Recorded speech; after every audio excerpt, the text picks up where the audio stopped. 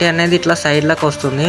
ఆ సైడ్లకు వచ్చిన మట్టి అయితే ఈ విధంగా మళ్ళీ సైడ్కి ఈ విధంగా అనుకోవాలన్నమాట. కరెక్ట్ దొడ్డుగా చేసుకోవాలి. సన్నగుంటే అయితే ఆ బుర్ర వేటికి తొట్టి ఇట్లా వెడల్పుగా అయిపోతుంది అన్నమాట. బుర్ర కూడా అందులో పట్టదు కాబట్టి దొడ్డుగా అయితే ఇలా చేసుకోవాలి. ఇక ఆ తర్వాత అయితే ఈ విధంగా నీళ్ళ తడి చేసుకొని మళ్ళీ ఇలా పర్ఫెక్ట్గా దాన్ని తొట్టి షేప్లో వచ్చే విధంగా ఇలా అయితే అనుకోవాలన్నమాట.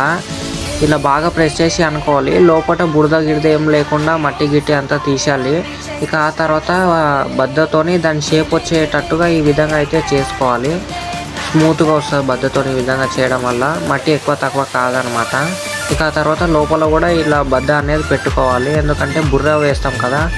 ఇప్పుడైతే బుర్రని ఇలా తీసుకొచ్చి ఇలా సారీని తిప్పుకోవాలి. బాగా సారీని అయితే తిప్పుకొని మసిని సైడ్లో ఈ విధంగా అయితే పోసుకోవాలన్నమాట. ఇక ఆ తర్వాత బుర్రని అందులో ఈ విధంగా వేసుకోవాలి. ఇక ఆ తర్వాత సారీని అయితే తిప్పుకోవాలన్నమాట.